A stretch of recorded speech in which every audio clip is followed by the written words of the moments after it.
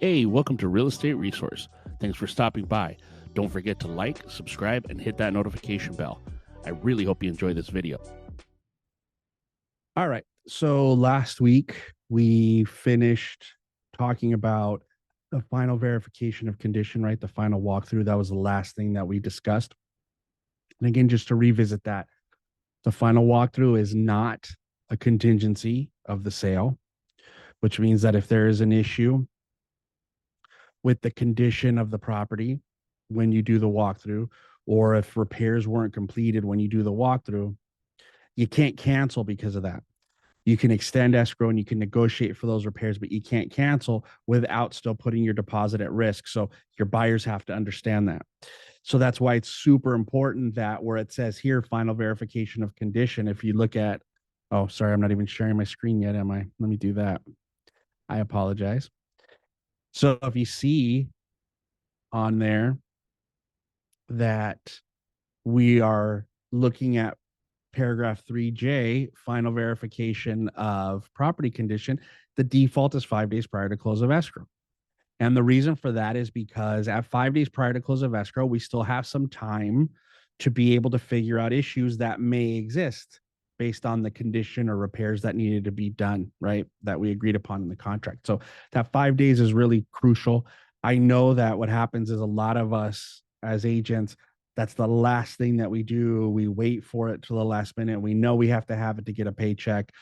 Sometimes we do it after close because the seller's going to be in possession. That's not how it works. So those things can lead to some pretty nasty legal issues and conflicts. So please do your best to do your final walkthrough 5 days prior to close of escrow. And again, the best indicator for that is your lender calls you and says, we're ready to order loan docs. If you get that phone call, then say, okay, wait, don't order them. Let me schedule the walkthrough and then go from there. Perfect way to do it.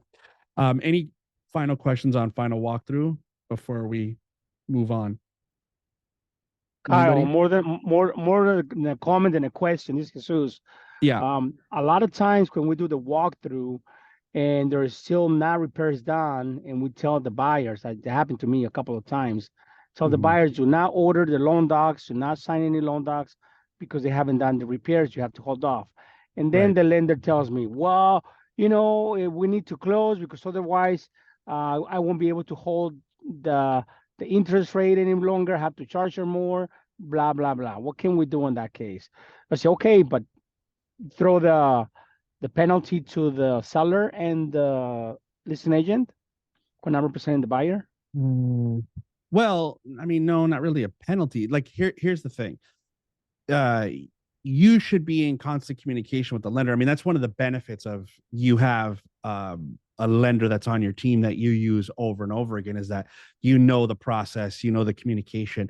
Like you as agents should know, hey, it's time for docs, or there's an issue, or there's a delay, or our rate is expiring. Like that kind of communication should be happening. But if it comes to the point where you're like, hey, don't order docs because I have to do the walkthrough, and the lender says, no, we have to order the docs, then you have to figure out some accommodation with the listing agent. Like, okay, well, I got to do the walkthrough, and there's an issue with the walkthrough. We need to do, leave some money behind an escrow if you guys are planning on completing the repairs, doing it's going to take some negotiating. But the thing is that it's not that we try to do it early and the lender screws us up.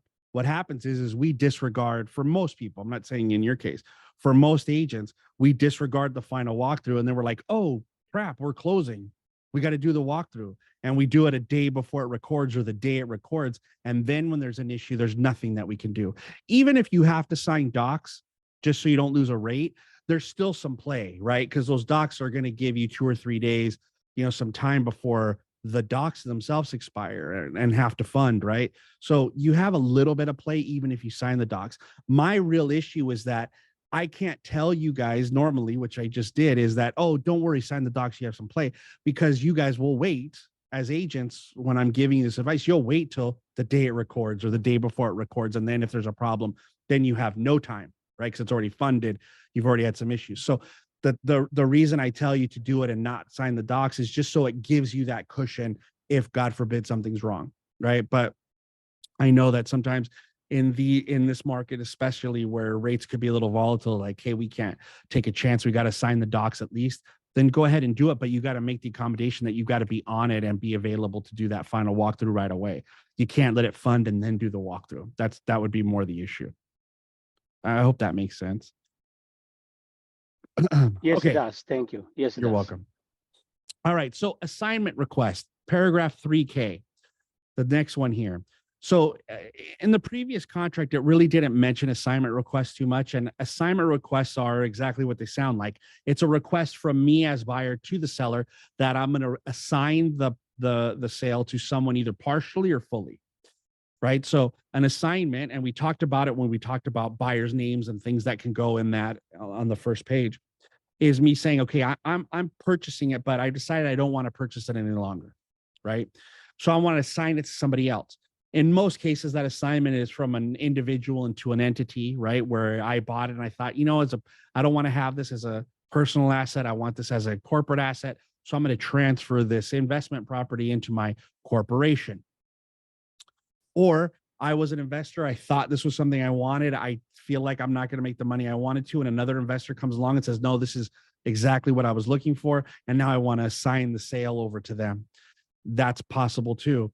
It's also considered an assignment when I want to add or remove a buyer. So let's say there was two of us that were purchasing the property together. There's me and my partner says, I'm out. I don't want to do it. Right. So to remove them, I also have to do an assignment of agreement addendum. I have to do an assignment request to the seller. The seller has to approve us removing that buyer. Same with adding. I'm purchasing it and now I want to add somebody on it, right? I have a partner now that I want to bring on, but I want to add them from the very beginning. That's also an assignment. So that's a partial assignment, is when I remove one buyer of the two or three that I have, or I add one or two buyers to a sale that already exists with a single buyer. That's a partial assignment. A full assignment is when I would transfer from me into my corporation or from me to a completely new buyer at all, right? That's a total assignment. Those assignment requests have to, by the contract, by default, happen within the first 17 days of acceptance. Okay, so I have the right up until day 17 to make the request. The seller does not have to accept my request. As you can see, this is a request. It doesn't say assignments up to 17 days. It says assignment requests. The seller has the right to not agree with the assignment unless the offer was written, like we talked about 2 weeks ago, where it said Kyle Estrada and or assignee. If I wrote the offer like that and there was no counter offer to remove that verbiage from the buyer's name, then I'll have the right up to day 17 to assign it to somebody else. And the seller won't be able to deny that request because they accepted it from the beginning. Okay. So you got to keep that in mind. If there was no request from the beginning saying that I'm going to have the option to assign the property, then the seller has the right to deny that request in the first 17 days. Once 17 days comes and goes, I am no longer even allowed to make the request contractually. But if the request comes in late and the seller agrees, then it's fine, right? But now after day 17, if I'm a seller, I could ignore the request altogether because you're not even allowed to make it. Okay. So you guys have to understand these time periods if requests for assignment and assignments are actually a part of the transaction that you're working with. Okay. Question Kyle, I'm about sorry. assignments. No, no problem. Go ahead. Yes, I see that it says, so it's incorporated. We don't have to add the assignment to it because it's already included, as you mentioned. I don't see anything checked or anything that needs to be checked. So it's automatically added to the contract. Well, your period of time to be able to make the request is automatically in there for everybody. Whether you're thinking about assigning the property or not, automatic the contract says in the first 17 days you can make a request to do an assignment, right? That's blanket. They give you the chance to do that. What I'm I saying see. is They give us a chance. yeah, Got they it. give you a chance to ask. Again, seller doesn't have to accept, but they give us the chance to ask. Okay. In assignments, and probably should have brought up one to show you guys, the assignment request, like I said, is a form that you have to use when you are removing or adding buyers also. So it's a conversation that I have on a regular basis with agents where I see them, they bring me in an addendum first, And you know how I feel about addendums. They bring me an addendum that says, buyer so and so added to transaction, and that's what they're going to use as the instrument to add the new buyer, and that's not how it works. Sometimes I'll get an amendment, which is a more appropriate form than an addendum. But again, when something exists specifically for the action that's necessary in the transaction, that's the correct form to use, right? So there is a form called the assignment of agreement addendum, which is saying, hey, I'm asking you, I'm requesting for you to allow me to assign this transaction. And it's a partial assignment because I'm adding another buyer. It's a full assignment if I'm giving it to somebody completely different. Partial assignment if I'm removing a buyer. And so it has a mechanism in that form to allow you to add or remove buyers. So if you ever get into a transaction and you find out that your buyer is going to require a cosigner that has to be on title, right? An occupant cosigner, then the instrument you use to add that buyer, that additional buyer, would be an assignment of agreement addendum. That's the form always. So keep that in mind. That it's an ongoing conversation that I have on a regular basis with agents, so that they don't know that form exists. They have to make sure they're using the right one because it has some verbiage in there about when did they get the disclosures? Have they already acknowledged the disclosures? Are they going to acknowledge the disclosures? So, and it has an active space for the seller to say, yes, I agree with this assignment and make the change. Okay. So it's a much cleaner form than just writing it blanketly on an addendum or an amendment. Any other questions on assignments before we move on? All right. All right. So next, we're going to get into the contingencies here. So first off, the first contingency, paragraph 3L1. And I'm going to keep saying the paragraphs because I want to kind of drive it home because I know that there becomes an issue and maybe what CAR can do to address it, because people seem to miss it, is maybe just put paragraph 3 in next to all of these things so that you guys know it's paragraph 3L1 is where you would refer to your loan contingency. So if there's ever a question about loan contingency or removing or you're canceling because of loan contingency, 3L1 is the paragraph that allows for your cancellation or the use of the contingency. Okay. So loan, the default is 17 days. So 17 days after acceptance, I have the ability to, I have the duty to remove my loan contingency. If I know that if 17 days isn't going to be enough, as we go through the process of getting the loan approved, the lender has some difficulties, there's some issues. As soon as I know that day 17 seems less and less likely as a firm contingency removal date, I should be reaching out to the listing agent and asking for those contingencies to be extended. Always. Okay. So the loan contingency doesn't say you remove your loan contingency in 17 days if you have full loan approval, right? That I have unconditional loan approval. That's not what it says. It's basically there, the loan contingency, to get you to a point where you feel comfortable and confident in the work that you've done with your lender, that you have an ability to close it based on the loan and that there is a very high likelihood that you will be approved. There's still a little bit of a gamble in there as a buyer and a buyer's agent because there are still some conditions. When day 17 comes up, very rarely do you have an unconditional approval. There's still some conditions, there's some funding conditions, there's some things that have to be gone over and the underwriter has to approve it, right? Stuff still has to happen at day 17. Now, I would suggest that if you're writing your offer and you're asking for 21-day escrows, like I seem to see on a lot of offers, and I'm a listing agent and I'm getting those 21-day escrows, I'm not going to allow the loan contingency to be 17 days. It doesn't make sense for you to have a loan contingency 4 days before you're telling me you're going to close. Because 4 days before you're going to close on day 17, you should be signing loan docs if we're going to close on the 21st day. Make sense? So as a listing agent, if someone sends me an offer that says, hey, we're going to close escrow in 21 days, well, then their loan contingency should be removed at 10, maybe 12 or 14 on the long side, right? So I have a week play there. So keep that in mind when you're thinking about that as you're countering or accepting or going through and presenting offers, that the contingency periods make sense with the escrow period. Okay. So again, loan contingency doesn't say we'll ask you to remove it when you feel perfectly safe that you're not going to get your deposit lost because your loan's not going to get approved after you remove the contingency. That's not how it works. So you have to make sure that when you're talking to your buyers, that you're explaining to them that what these contingency periods exist for is for us to feel comfortable and confident that we have the ability to close, right, within a reasonable, reasonably comfortable and confident that we can close this. And the thing is that I see that what happens for agents when it comes to loan contingencies, they fall back on their lender and they call the lender and they say, okay, hey, the loan contingency, should I remove the loan contingency?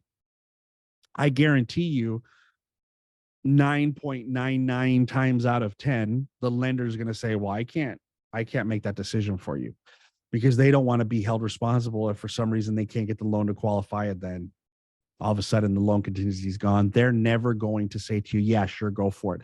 Unless you have an underwritten approval, then a lender will probably go, yeah, the underwriter's already seen it. We're good. There's not going to be any issues. They might tell you, yes, go ahead.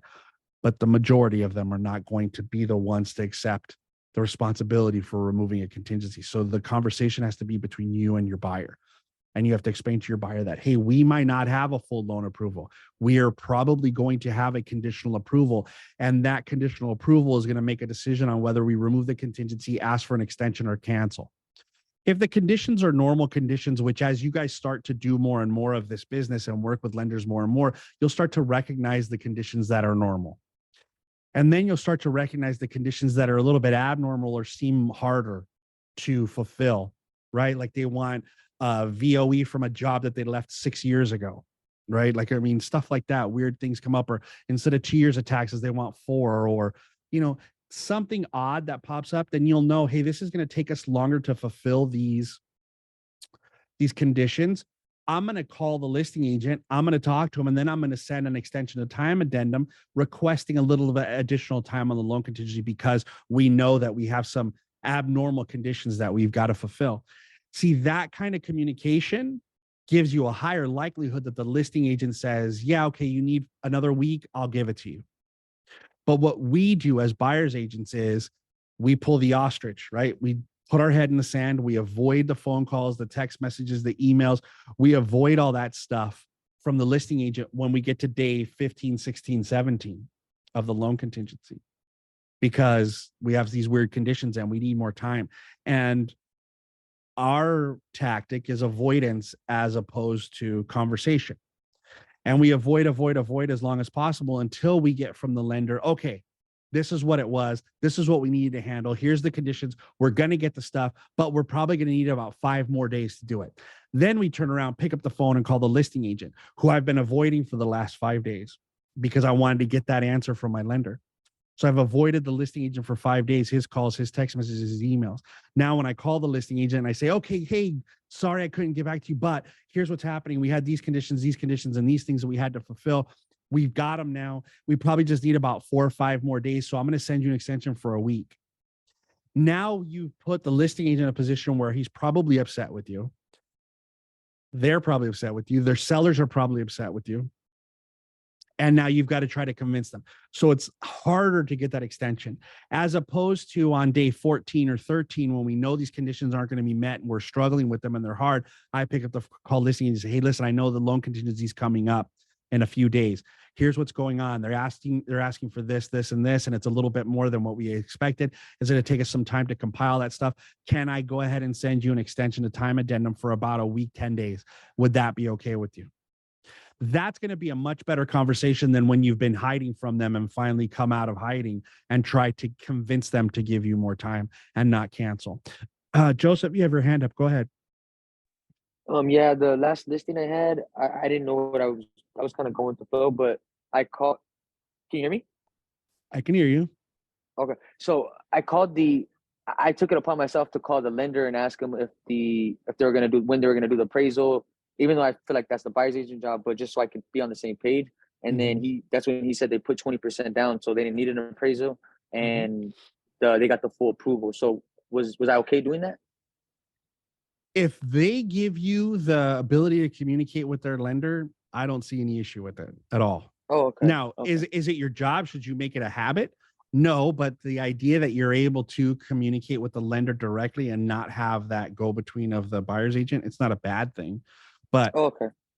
it's not common. So don't think that the next listing you have, you're also going to have a lender that's willing to talk to you all the time unless there's an issue and they're trying to convince you, right? Like a lot of times they don't want to talk to the listing agent, but yeah, you should always request that you have some kind of communication with them just so you guys are all on the same page. There's nothing wrong with that.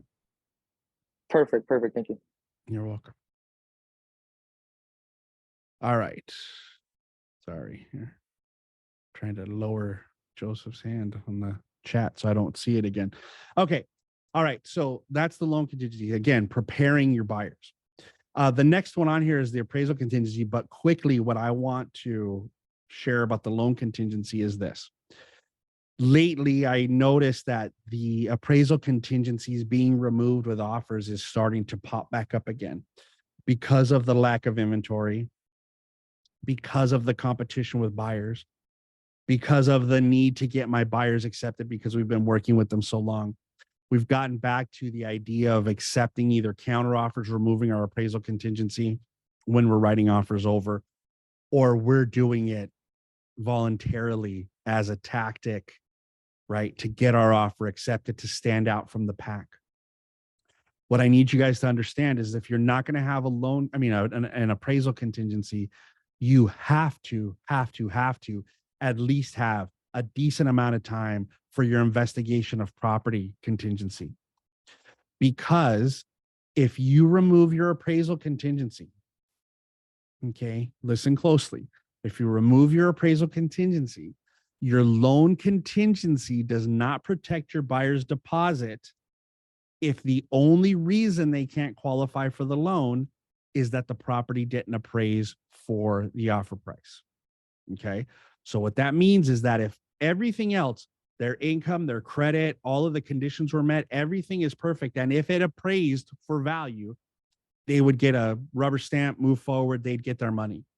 If the only thing that stops them from being able to get the loan is that the property didn't appraise for value, the loan contingency does not protect you. So if you've removed all your contingencies except for the loan and the property doesn't appraise, your buyer's deposit is still in jeopardy.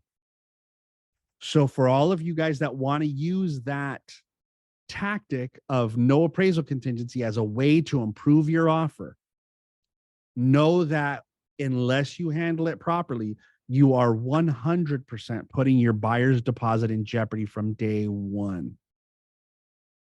Okay. So I had a conversation with an agent not too long ago, and they, to get their offer accepted because it was very competitive, removed their investigation and their appraisal contingency, and then the property did not appraise. Luckily, the seller was willing to negotiate with them, and the buyer was willing to come out of pocket a little bit, so they were able to save it. But it was very precarious for a moment, and the buyer was in jeopardy. And if that buyer had ultimately ended up losing their deposit, they probably wouldn't be very happy with the agent. I understand what the agent's tactic was, and I think they didn't do this maliciously. This was something that they thought, this is how I'm going to help this buyer because I really want them to get a house and they love this house. But those kind of things where we, sometimes don't think a few steps ahead can put us in jeopardy, and we don't want to do that. Yeah, Angel, go ahead. All right. Okay. So based on what you're saying, okay, everything is okay with my buyer. Appraisal is fine. Everything is fine. All contingencies are removed. Loan is approved. Okay, but at a higher rate than the rate that I indicated in the RPA. Do I have a way out? Yes, actually you do. So in your offer, and I'll scroll back a little bit so I can show you what Angel's talking about for those of you guys or maybe that aren't putting it together. Here, we talked about this a couple weeks ago. In my loan amount, my interest rate is not to exceed this amount right here. Okay. And as I've always kind of advised you guys, it's a quarter to half a point increase in what the actual rate is that they're getting.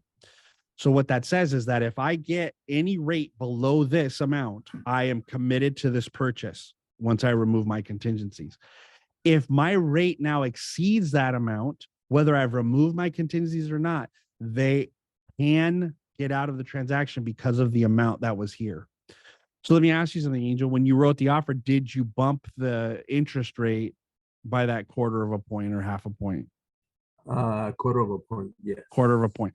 So Yeah. now, from their approval to now, the rate has gone over, has risen more than a quarter of a point. That's correct. Yeah. Okay. So if they were to choose to say, no, we don't want to pay this rate, then Right. yes, contractually, they could take off. Okay. They could cancel and their deposit wouldn't be in jeopardy. Now, is the seller going to fight you on it? Most likely. Yeah, 100%. Yeah. 100%. They're not going to just go, oh, you got us. Here's the money back. They're gonna fight you, right? Yeah, they're gonna put up a fight. They're gonna want to keep that money, which They will. in really, and if you were a listing agent, you would understand why they should keep the money or believe they should keep the money also. So just keep that in mind that when you have this conversation with the buyer. Now, are your buyers wanting to cancel because of it? They can't afford the payment anymore. The monthly Wow, how much did it go up? payment. $250. Whoa, man, that's a big jump. Yeah. Was it because of something they did? Yes. Their credit got bad, like they shot Yes. themselves in the foot. Ex- Then Yeah. then that's not the same thing. That's not the same thing. If it's because of their bad acts that screwed up the rate, then Yeah. that's not that's not there to protect them if they screw it up. It's there to protect them if something happens financially, just in the market, like in general. If every buyer at that level of qualification, if the interest rate went up that much, then that's the protection. But if I did something stupid like add credit or do whatever to and it changed my qualifications, no, that's a whole different story. That's a whole different story. So no, they're not protected because of that. Even though I'm not telling the whole story to the listing agent, the reason why the rate but what's gonna happen is the listing agents in the fight is going to want to say, okay, well then explain to me why their interest rate went up. If they were qualified at this rate and somebody at that with those qualifications could still qualify at that rate, because they could if they hadn't done something to hurt themselves, right? That all that stuff is ultimately going to come out in the tug of war over the deposit. In the fight. Yeah. So no, I mean, and again, listen, guys, I'm going to tell you something. We've got to get into the habit of when our buyers are dummies. I was going to say something really, I was going to say something, not a good word, but when our buyers, it's stupid is fine. But when our buyers are dumb, and they do something like that, where they're trying to buy a house and they do something to screw up their own credit, I kind of think they deserve to lose their deposit. Sorry if that's an unpopular opinion, but if I worked for 6 months trying to get them an escrow, I got them an offer accepted when there was a bunch of competition and I had to fight and make sure that I negotiated properly for them. I get them the house that they want. I go through it. I do my job, and they do something stupid like co-sign a car or go buy some furniture. Well, then, sorry, that's the price you pay for being dumb. You lose your deposit. I'm not saying go and just be cavalier about it and don't try to help them. Fight for their deposit 100%, because they still work, right? We still work for them, but they deserve to lose it. That's just my opinion. So yeah, that sucks. But in that case, it really won't ultimately protect them. If it had just been everybody across the board with good credit, their interest rate went up by half a point and you only gave a quarter of a point bump, then yeah, it would probably protect them. Excuse me. All right. The appraisal contingency next. Okay. I don't believe that we should be removing appraisal contingency at all prior to doing the appraisal. If I'm writing an offer, I'm never going to voluntarily remove it. If I get a counter offer back where the listing agent is telling me, hey, you wrote your offer over asking price, in order for us to accept it, you have to remove your appraisal contingency, I'm okay. I got to go back to my buyer and say, this is what we have to do. Explain to my buyer the process. And if the buyer says, I don't care, I want it, then I'll go for it. I'll take that chance with them after they're educated about what that chance means. But me as a buyer's agent, I'm never going to voluntarily remove that as a tactic to get my offer accepted. unless I have, unless I really know my timelines and I could be on it and I know I can get things done in a timely manner. The problem is that we remove appraisal contingency, we shorten our inspection contingency considerably. And so now we've removed the time periods that have that cushion of time we have to be able to get the appraisal done, because appraisals aren't done in 2 days. It's not like, oh, we got the offer accepted, the appraisal's out there on Monday. Right? It doesn't happen like that. You have to do the disclosure first. It takes 3 days before they can even order it, all kinds of stuff, right? So there's some delay there. So just, you can't be super cavalier about the appraisal contingency and just say, yeah, we don't need it. Okay. Because there's issues there. Now, for example, let's say that the seller is trying to protect their buyer, or I mean, is trying to protect the listing and just trying to protect the seller, because I've listed the property at $700,000 and now I've gotten 4 offers at 770 and 775 because there's no other houses in the market, right? And I mean, I'm going to do stats tomorrow at our sales meeting here in house, and I'm going to tell you that there is no place with more than 2 months of inventory in any of our market areas. And so what that means is and that's single family and residential income. That means that there's very limited inventory, and every market that you go into, at whatever price point you go into, there's fewer options for the buyers that are still in this market, regardless of what everybody believes about price. I mean, about interest rates and mortgages at the moment. So that means there's competition, right? And what's happening is, because there's only 2 or 3 houses active or sometimes only 1 house active that matches the criteria that the people are mostly looking for in those cities, there is a lot of offers coming in. We had an agent a few weeks ago that had 103 people show up for a 2-day open house. 103. I think they ended up with 24 offers. Another agent just recently, they sold it for $70,000 over, and they had multiple offers. So what happens as a listing agent, I know what happens is that their intent is, I want to protect my seller. So I say, well, then you're going to remove your appraisal contingency. The only flaw in that logic is that we know they still have to do an appraisal. So at some point, that appraisal is going to become an issue. It's going to be an obstacle for our closing, because it still has to be done, even if I remove the contingency. And as a listing agent, as an agent who is experienced, I have to also know that even though the appraisal contingency was removed, and even though they've put their deposit at risk, it's still a fist fight to get that deposit released to my seller. And what I do by putting myself in the position of saying, no, buyer, you're removing your appraisal contingency, I know that the communication to the seller is, if it doesn't appraise, they're going to lose their deposit.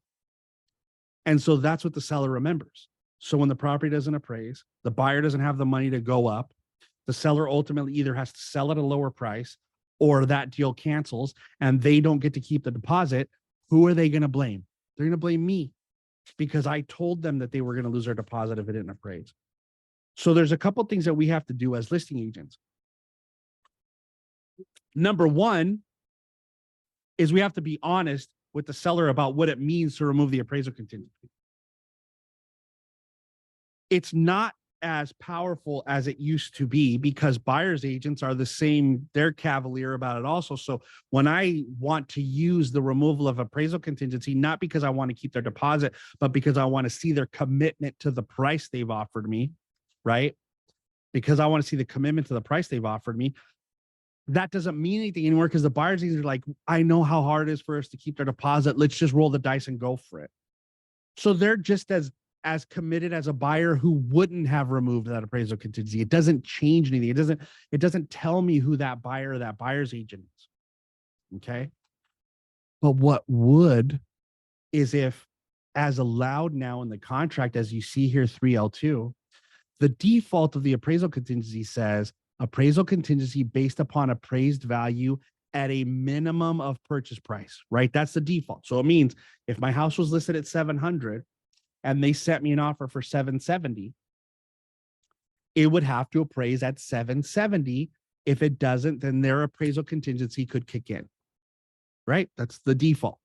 But if I were to check this box after or, and let's say right in here, 700,000, which is my offer price, right? Like I could put this in a counter as a listing agent 700,000. Now what it says is you have an appraisal contingency and you could cancel and walk away and not lose your deposit if the property appraises for less than the 700, which was my list price. The price I put it on the market for because the price I believed it would sell for and the price I believed it would appraise for. So now what it's saying by me countering that or me writing an offer that way, right? Like if I want to make my offer strong, now I'm putting it back on the listing agent saying, okay, you have faith in 700 and my buyers have the cash. Like this is a real educated buyer and buyer's agent conversation relationship where they've discussed, hey, listen, we're going to write for 770. They had it listed at 700. If it appraises at 700, you got to have $70,000 cash to negotiate that and complete the sale. And if the buyer's on board with that, then great. Well, then what I'm going to do to make my offer stronger, but put some pressure back on the listing agent is I'm going to change that box to their list price. So what I'm saying to them is if you have faith in your price because you don't have faith in mine, right? You're telling me remove my appraisal contingency because I wrote over. Okay, well, I'm going to say we're willing to pay anything over your list price that the property appraises for. Right? Like if it doesn't appraise for 700 at least, then we're in and we got to pay the 770 that we offered you and we have the cash to do that. But if it appraises for 1 penny underneath that $700,000, we have an appraisal contingency and we have the ability to walk.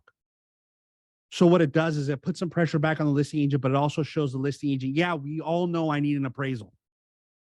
But I'm only committed to if the property at least appraises for what you were offering it at. Because if it doesn't, how is it fair that now I have to pay for something that was already overpriced? Again, I don't know that that's going to change anything. Listing agents are probably still going to ask for that appraisal contingency to be removed, whatever.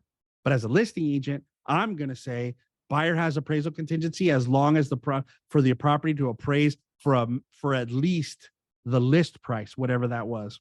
Yeah, Joseph, you have your hand up. Go ahead. You didn't unmute, dude.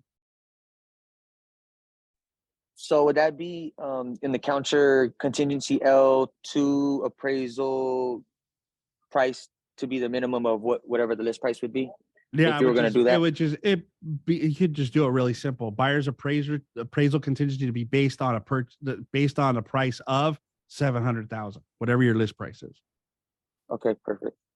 Right. So that's what because I'm going to say, listen, you're offering me 750 or 770 or 725 even. I only have faith up to 700. So yeah, I'll give you an appraisal contingency, but it only has to appraise for my offer price. And if it appraises for at least my offer price, then you're on the hook. You don't get to cancel. Perfect. Does that make sense to everybody? I know it could be a little confusing. I've had, since this paragraph changed, I've had so many conversations about what this means, this little checkbox and the amount. And I've seen a bunch of offers where people check the box and they write the offer price in there again. You don't need to do that. This box and that amount is only if you're changing the amount that you need it to appraise for in order to keep your appraisal contingency. That's all. Whether it's higher or lower? Well, I mean, you could make it higher if you wanted to. You could say, okay, listen, but that doesn't make sense, right? Because if let's say that their offer is 770 and you say, okay, well, it has to appraise for at least 775. Well, that makes it harder, right? If it only appraises for 770, then they could still use their appraisal contingency and cancel. So it's really only if it's lowering the amount, right? And I would suggest that as listing agents, we do that on those offers that are written over. Hey, I only have faith in my list price. Anything over that is, that's pie in the sky stuff. But that's what that would be for. The other thing that we have to look at as listing agents, and it says right here on the side, removal of appraisal contingency does not eliminate appraisal cancellation rights in the FVAC. The FVAC is the FHA amendatory clause, the FHA-VA amendatory clause. And what that says is there's a space in that amendatory clause that allows you to write an amount in. And 99.9% of the offers that are FHA are written with the offer price in that space. So what the FVAC says is whether you remove your appraisal contingency or not, if you are an FHA or a VA borrower and the property doesn't appraise for that price written in the form, you don't lose your deposit. Okay. So what we're going to do is, as listing agent, just like, hey, I only have faith in my list price, I'm going to also on my counter, I'm going to send them a new FHA amendatory clause that has my list price in that space, not the offer price. So if I'm wrong, and let's say instead of 700 I had it listed for, it appraises for 695, well, they're still protected. They still don't lose their deposit. But I want them on the hook. If they make a promise to me that they're going to pay the difference between the offer price or the appraised value and the offer price, then I want them to have some skin in the game, which means I'm going to change their FHA VA mandatory clause to make sure it reflects that.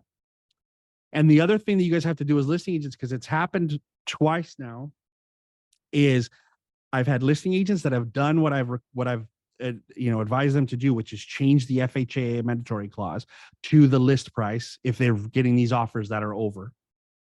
They've submitted it to escrow, and then escrow has still done an FHA VA mandatory clause in the amount of the purchase price because that's the norm. And what will happen is if you don't have one of these forms, escrow will do them by default because the FHA borrower needs it, right? They have to have it. So just make sure that you're in communication with your escrow officer. Hey, we've already agreed on, here it is. The buyer's already signed it. This is the FVAC that we're using for the transaction. Make sure they're aware that they have it. So because what happened is that one went out to the buyer signed it, and it went back, and then escrow sent it directly. This escrow sent it directly to the seller. The seller was about to sign it, but they called the agent. And so even though escrow instructions don't supersede the contract, there would have been some conflicting instructions and it would have become an issue. So just be aware of that with the FVAC. Okay, questions about appraisal? Anybody? Any additional questions? Go ahead, Andy. With the FVAC, like let's say they put a lower amount, or would we just counter it out, or we would need to fill out a new FVAC? No, you need a new FVAC. So in your counter, you would, if you're changing the amount of the one that they sent you, then you would counter, updated FVAC incorporated into this agreement to be signed and returned with this counter offer. Okay, cool. Thanks. So you'd make it part of the counter, which would force them to have to sign it in acceptance of that counter. Okay. All right. Any other questions about the appraisal? Anybody? Okay, moving on. Investigation of property, 17 days. Okay. We have 17 days to do our investigation. That means everything. Okay. They have it here kind of separated out, but investigation of property means your professional home inspection, going to the city to look for any permits. It's any investigations you choose to do, any inspections, any reports that you want to pay for. That's for the buyer. That's 17 days by default. The next one, the informational access to the property, the 17 days, I have that whether I have any contingencies or not. So for example, if I write an offer and I removed all my contingencies from the time I wrote the offer, I would still have 17-day access to the property. Now, it doesn't create cancellation rights and it's not a contingency. So what I want to do as a listing agent is if I have somebody who, for example, says, okay, my investigation of property, I'm lowering my contingency period to 10 days. Then all of these things need to be reduced down to 10 days. The informational access, the review of the documents, the review of the prelim, the review of the common interest disclosures, right? That's the HOAs, the review of leased or liened items, right? That's the smoke detector. The solar panels, water softeners, anything that's not owned outright and attached to the property. Excuse me. So we have to make sure that all of those things are addressed. So the informational access to the property should match whatever the longest contingency is for the buyer.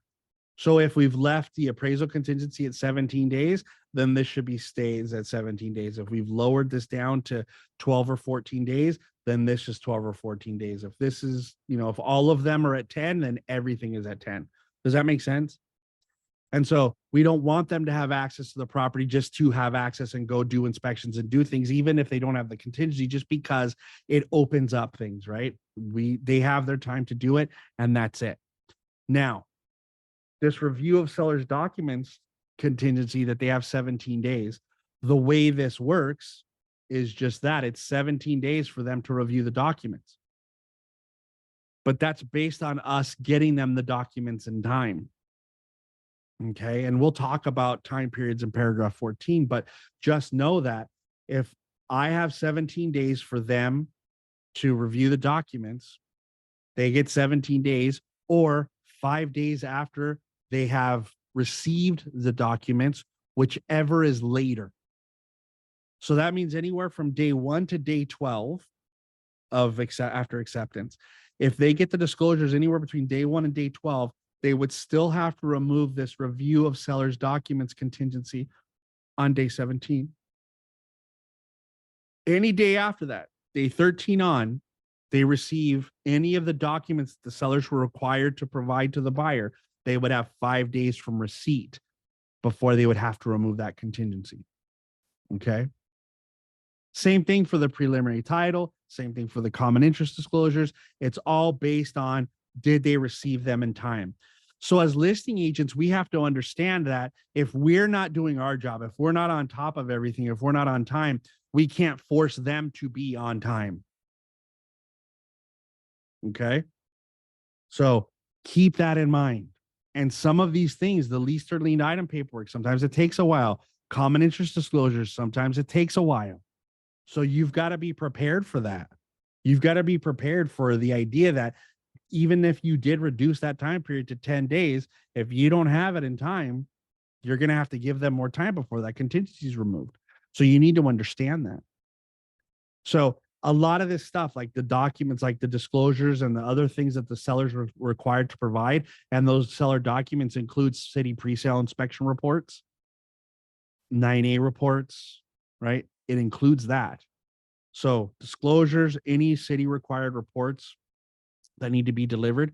So if I'm a listing agent, I've got to be proactive, which means I got to make sure all my disclosures are done, order city pre-sales as early as possible. Once I take the listing, I need to have all that stuff ready so I don't delay the transaction. But listing agents don't do that. I have conversations with agents all the time where they're still waiting. Hey, we're supposed to close next week and we haven't gotten the pre-sale inspection report. Happens all the time. So as listing agents, to be good agents, we've got to be proactive and start taking the lead and doing the things the right way, which is order those things, get them done, have them ready so that when you get an offer accepted, here's the stuff. Now you can reduce all those time periods. Joseph, you have your hand up. Go ahead.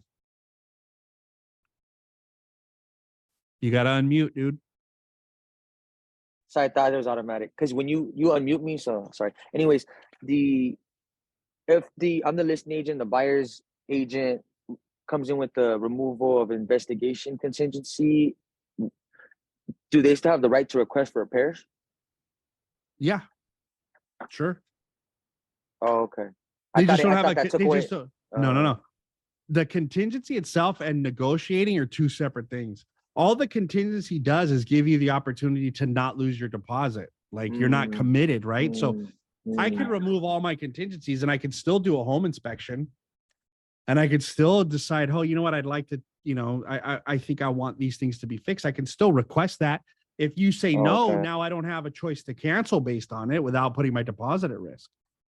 But I can negotiate anything. I can, everything is negotiable. I can request anything. It's whether or not the other party accepts it or not. But yeah, the contingency doesn't affect whether I can make a request.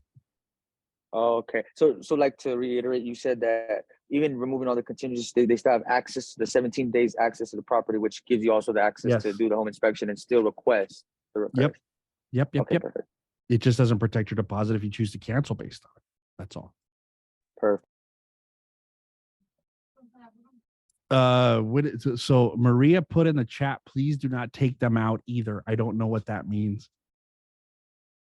I don't know what she means by don't take them out either. I'm not sure about that, but probably the contingencies.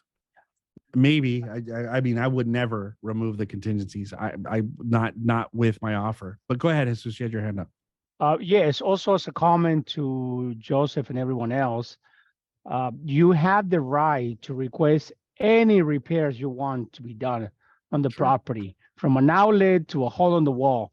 However, the seller has all the rights to deny absolutely all of them, or or even the right not to even answer. So Yeah, and but and, yes. and we'll talk about that later on. But yes, the seller does not have to respond to your request for repairs. There's nothing in the contract that compels them to respond to a request for repairs.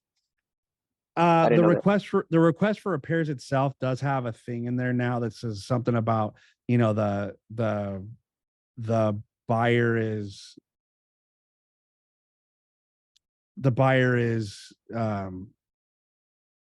you know, the seller has to respond in 5 days, but you know, has 5 days to respond, but there's nothing that makes them respond. There's nothing that says, hey, you have to respond to this.